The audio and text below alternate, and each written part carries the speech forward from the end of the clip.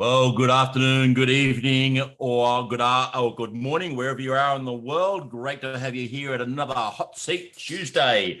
Today we have a Chief Marketing Officer. Mate, this is just a guru. He's a marketing guru, Dave Blanchard.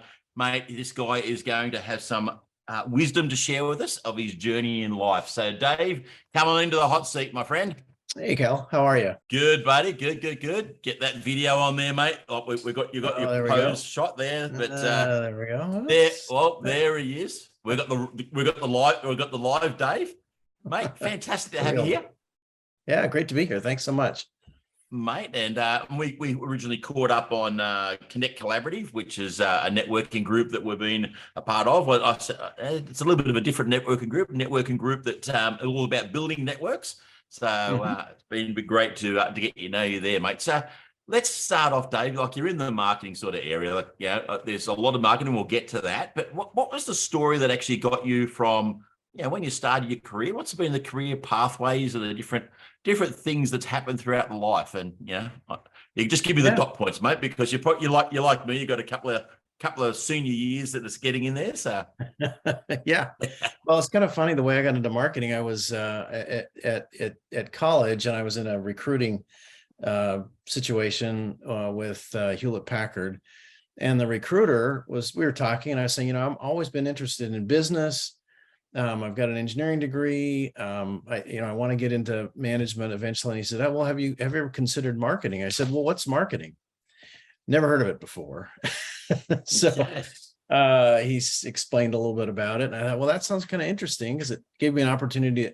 If for marketing, you can kind of see into all parts of the business, and that was something that intrigued me. So I thought I'd give it a try for a summer, and went back again for another summer, and ended up working 26 years in marketing at HP. So that's how I got into marketing. Some fun things along the way. I was probably the first person ever to pull out a laptop computer on an airplane. Right after we introduced it, the first one in 1984 at the Consumer Electronics Show. And on the way home, it was public. I couldn't on the way there because it was all on secret, but I pulled it out, and I was like, what is that thing? Oh, it's a computer on an airplane. What? So that dates me a little bit. But I had an opportunity to work in a number of different businesses and a number of different leadership roles in a great company that had a great culture of excellence and high trust. And so it was a great place to have I call that my first career. My second career, I was actually working on a project at HP. We were looking at how we could help small businesses with their marketing. And I was doing market research and talking to small business owners about their marketing challenges, and came away struck by a couple of things. One was that small business owners don't get into business because they love marketing. They get into business because they love whatever the fly fishing shop they want to open, or the hair salon, or whatever, florist shop. And so, but then the marketing is this thing that they need to sort of learn and get good at.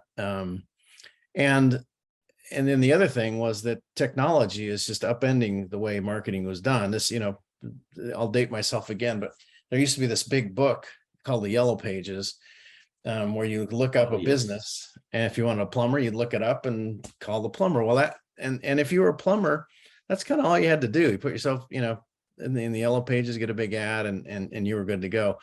Well, that didn't work anymore, and so people had to learn a lot of technology to get their business out there. And so I thought, well, I've got engineering degrees, I know technology, I know marketing, I think I can help. So, and that's really why I do what I do. I love the joy I get from serving people, and taking my marketing background and putting them to service to small businesses. I love small businesses because that's the engine that generates jobs and economic prosperity for 90% of the world. So I felt like I could take some of those things I'd learned in the big corporate environment and share them with small businesses. And so that's how I got started into that. And now what I'm doing now is I take ownership responsibility for the marketing function of a small business. And I do it for a fraction of the cost of what it would normally cost to hire a full-time executive. And it's really perfect for a business that's big enough to that wants to grow, but too small to really afford a full-time marketing leader. So those are the people that I'm helping the most now, because right now they're kind of either the owner's kind of doing it on their own, even though it's not a real strength of theirs, or they might have some people on staff doing it, but they kind of lack the strategy that makes it all coherent. Yeah. And without trying to put you into a box, it's sort of like outsourcing your marketing, but you're not just not just doing the marketing. It's from what I can understand in our conversations, you really take that business to heart, and I think that's the difference. A lot of marketing companies out there are just, I'll come up with 25 posts for you for Facebook, and I'll come up with a strategy, and I'll write you some copy, and they do it over one interview, and away they go. There's no exactly. That's actually a pet peeve of mine. There are a lot of people that sell marketing services that don't actually don't actually make money for the client. And to me, that's a travesty. So I take ownership. Like I said, I take ownership of the marketing function. That means I'm accountable for the marketing results. I actually sit on the leadership team. I'm not an outsider. I'm an insider. I negotiate with agencies on behalf of the client. I treat the business like my own. Yeah, massive difference. And I think in our world, what's the book? E-Myth. There's quite a few different, where people go into business and they are good at what they do, and you said that they're good at what they do, but they find themselves stuck in doing all this stuff that they're not good at, or that they don't like to do. Marketing being one of them, sales being another one, and so to have somebody who you can get to know, and it's personal rather than just being another cookie cutter system. All right, it just makes a massive difference.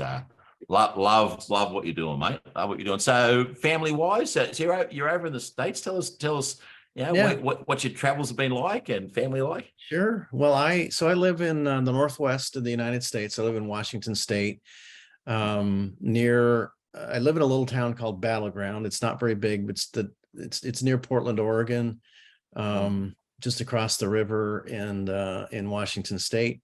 Beautiful up here. We had an amazing summer. We have a house over on the Oregon coast where we spend a fair amount of time in the summers. We love doing that. I have a wife. In fact, she just got back from there today. And I have a son who's 17, and we were just filling out financial aid applications for college for him last night. So that's where he's at. Oh, nice. Yeah. So the college years, I remember that. My children are all grown up now, and I'm in the grandfather stage. So it's all the colleges and the universities and picking pathways. It's challenging. So it's good just to steer them and keep their passion going. So it's always a good thing. Yeah. And our temptation as a parent, particularly as a dad, is to make sure you've got to get something that's going to keep you a secure job in the future. But it's not always the way, is it? Well, yeah. As a parent, you're sort of trying to balance what you think you've learned about how the world works and pass that on, but at the same time, leave space for them to, put their own print on it and figure it out on their own. So I'm more asking questions and trying to clarify for him what it is that he wants to do, make a suggestion here and there, kind of keep him.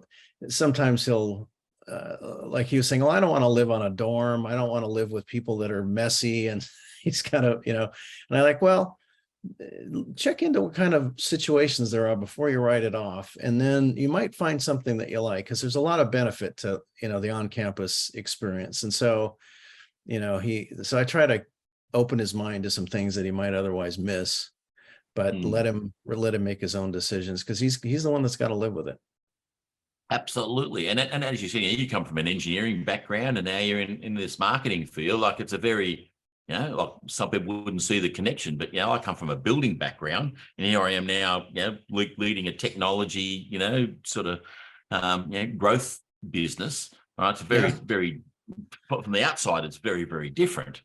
Yeah. But Well, and from I think it's more and more the case that people don't just have one career or two, they have 5 or 10 or 15. And so I think finding your fit and being able to find your fit again as the world changes is a key skill. yeah, So and I think also, and this is what hot seat's all about. It's about what gets you out of bed every morning. So what gets you out of bed? What keeps you pumped up? What keeps you fired up? And for me, I can go into that for hours, but I guess I just want to know, what is it that keeps you fired up, doing what you do, and is really that motivator in life for you.